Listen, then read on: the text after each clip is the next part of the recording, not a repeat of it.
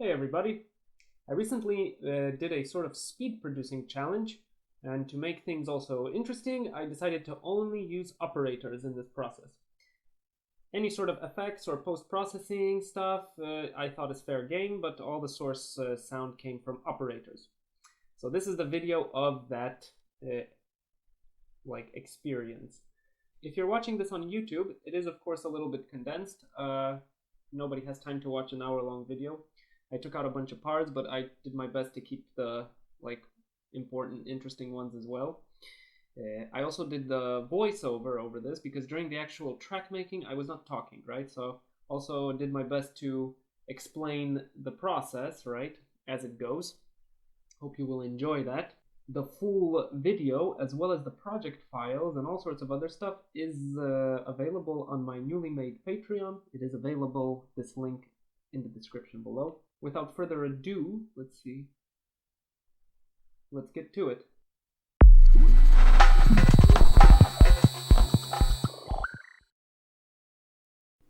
Okay, let's start testing. Testing seems to work. This is recorded in a sound register because my microphone is not working at the time.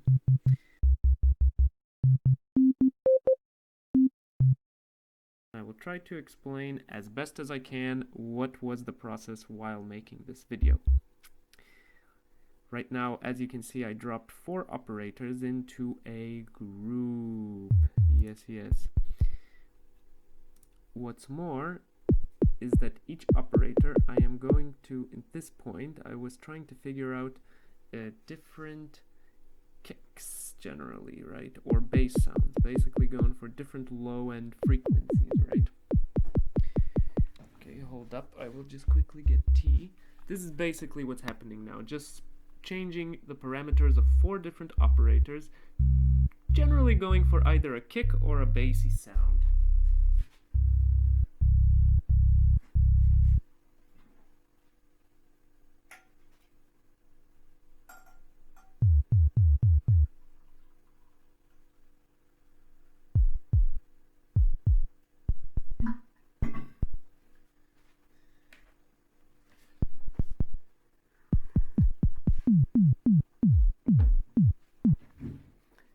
Right. So anyway, the thing about this kind of process is you generally know it's not gonna come out. How good can it come out, you know? With these self-imposed rules, you know? Only operators, 1 hour time. But the thing is that you really can make music with whatever tools you are given. If there's anything that you can, that we all can get out of this little experiment, is that it really is not the tools so much as you who interacts with them. Because without you, the tools produce no sound, right? There's no sound. Oh, okay. Anyway, back to here. I see some nice basses are coming in. I decided to make one with a filter envelope. Right. Oi. Yes, this is gonna be just one plucky nice one. And here I think this is just back to a regular old sine wave.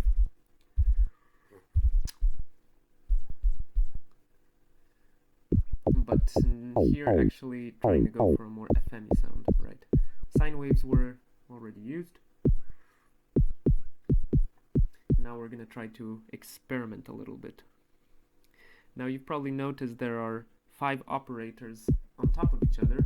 Of course, we're not gonna use all of them simultaneously. Very soon. Yep, I will now go into the velocity section. Okay, now I put a random device in one of the basses because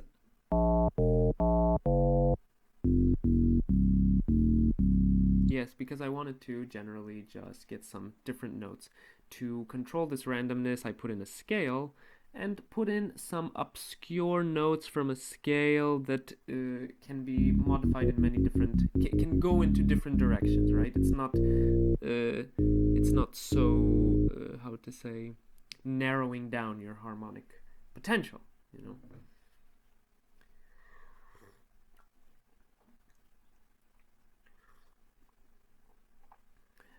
Okay, and here I am preparing another operator, just so I can quickly get a sound dialed in right as the other one starts playing, because I'm at this point fairly certain that whatever comes out of that instrument rack may not be like super cool.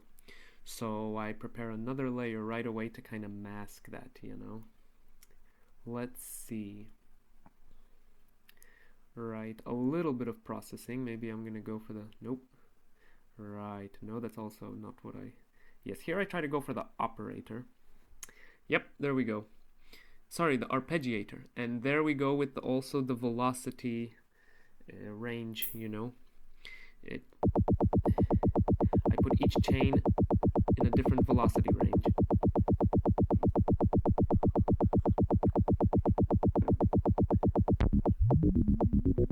When I automate the velocity in any way, included with the including the MIDI device velocity, I can make, for example, the velocity random, right, to trigger different instruments in one rack. Right? If you had a MIDI keyboard, then based on how strong you would hit the note, that's the kind of chain you would trigger. Be it an instrument rack, it can be combined with effect tracks. You can basically go as deep as your CPU can handle.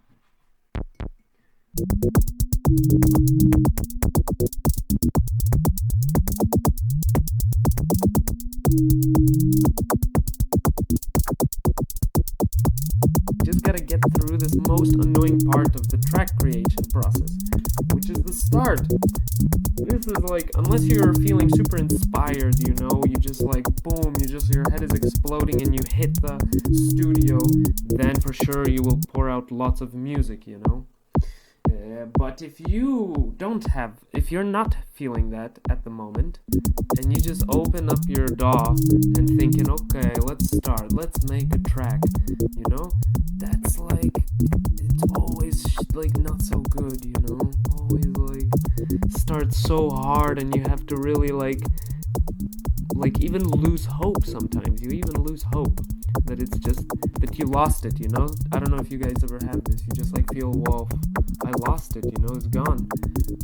The music came and the music went. Now there's just this, and whatever is playing from the speakers is done.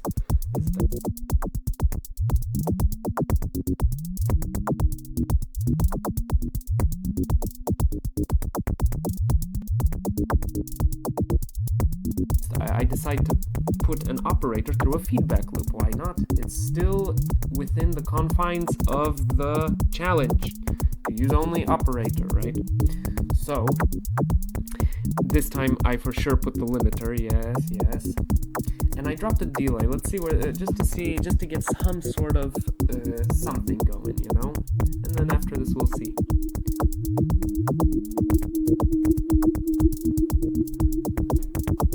See? Now already some psychedelia is coming in, you know, just this wobble.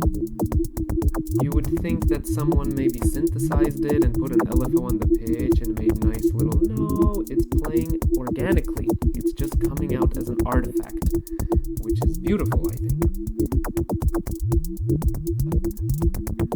Everybody knows what an LFO is nowadays, you know. Everybody knows what you can like do with the sound, but when you get artifacts to behave in interesting ways, these can be hard to understand, you know. Even for the producer, it's just like sometimes just magical again, you know.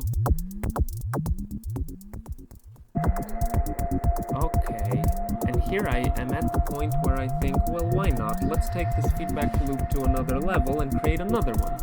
So I decided to send this return into return E and feed that back into itself as well. But here I will go for slightly different placements of things. Yes, I decide to go for the echo. Well, see what I mean? Gotta keep your finger at the ready here.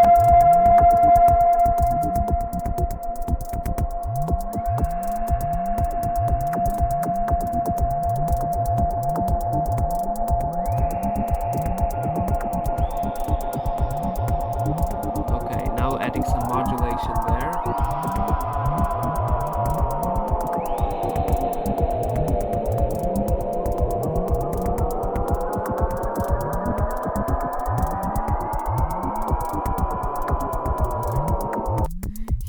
decided to, well, hold on, am I making a track or am I just making sounds that loop back and forth? So I decide let's route these return tracks into audio tracks and just keep recording them as they go, you know?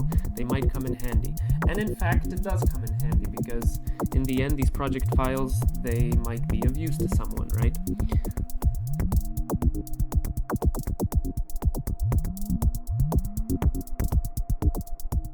Okay, we're going for a plucky sound here. We can tell by the shape of the envelope, and something FM. Okay, I put in a beat repeat right away. That's good. So we right away get some interesting textures. I put another beat repeat, and I think yep. Here goes the arpeggiator, and this time on some swing. You know, let's go on some swing. Yes, so now I'm modifying the beat repeats to only take the inserted sound. I put them on a filter, and I also reduce the chance. Okay, I put up the variation as well to give them, you know, different variation, different grids every time they play. There we go. But I'm noticing that the sound, not so good here.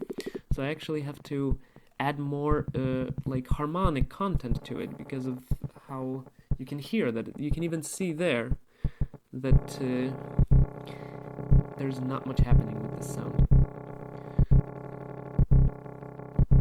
Okay, here I'm trying to bring up some also high frequencies, but the problem is there's not much to bring up, you know? We're gonna have to modify the sound.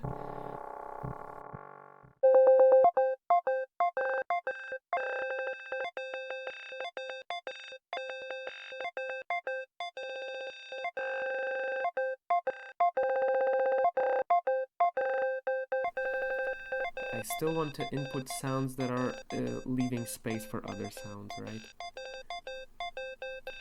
Anyway, those feedback loops already take up a ton of that space anyway. So here I go into the velocity section of the MIDI part of this operator, and as you can see, I actually change that velocity to change the filter frequency, right? Because velocity modifies a signal, you know? It doesn't have to be volume.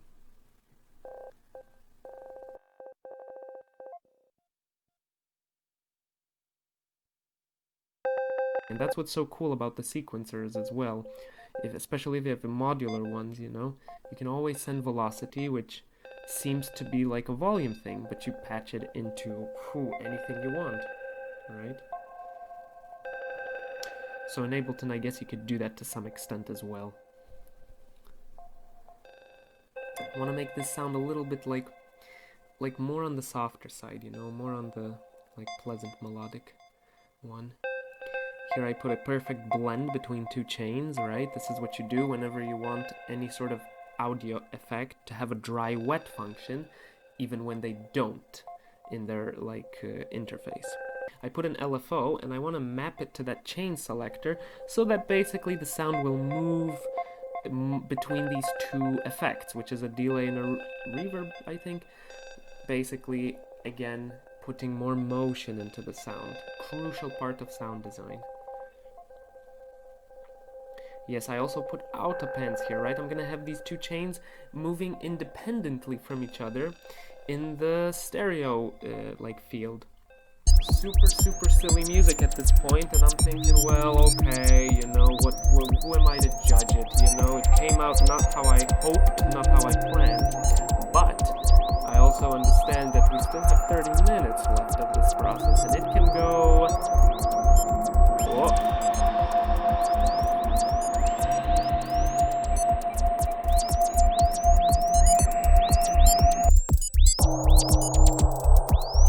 Anyway, as I was saying, it can go into a much different territory, you know, at this point. Who is keeping this track at this vibe? Nobody is, you know? So we start thinking, okay, well, let's change this, let's pivot, let's change the direction. Haha, here I'm like, no, I think I can't take it anymore. No, we said we'll do it. We said 1 hour full blast, and we're gonna do it.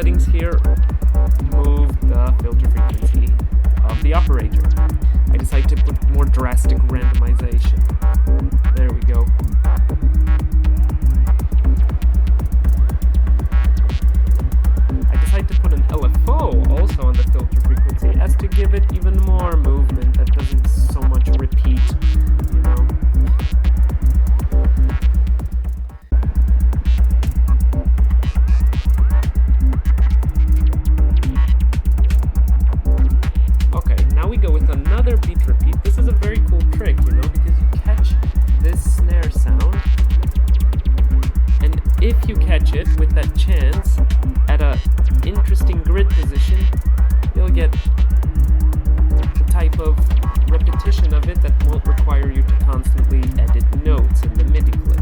Just have the beat repeat, just engaged. There we go. Now I decide, well, we have 10 minutes left. Screw it, you know, F it, let's do it, let's blast it.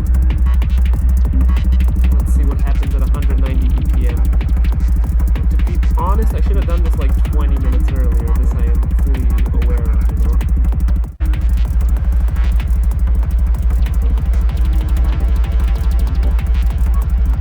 There we go.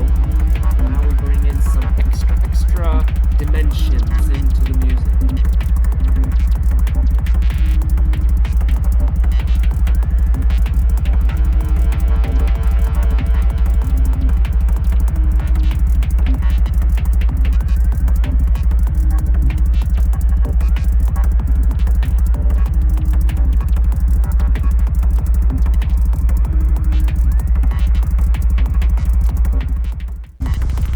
Basically just becomes one giant, like, drone machine at this point. It's just an endless Psytrance machine that will be just playing and playing and playing. Never actually repeating, but yet always kind of the same, you know what I'm saying?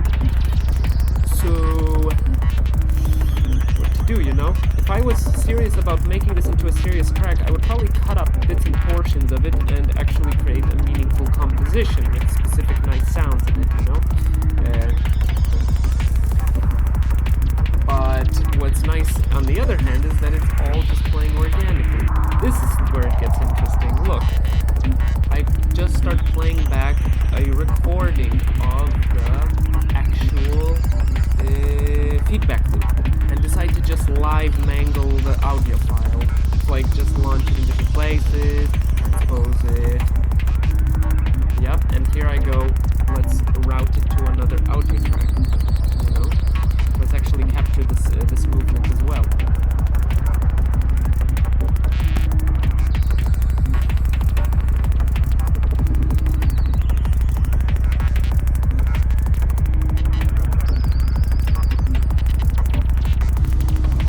This one, there we go. So I route the last audio track, which is actually this feedback loop section, and start recording. Let's go. And this is just then playing around with audio warping methods as the sound is playing. Now, as you know, maybe this transpose you cannot automate it or modulate it anyway, so you can, however, record the outcome of these kinds of movements if you actually manipulate it with your hand and record it in a new audio track.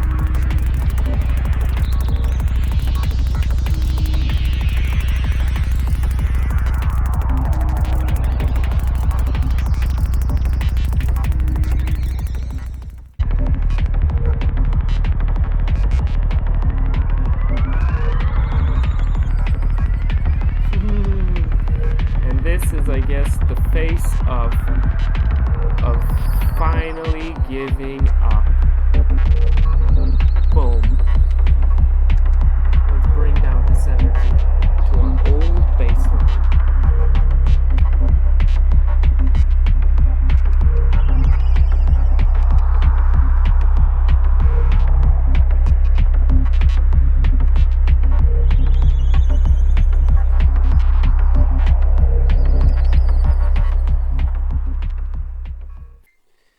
Cool, so that was it, basically.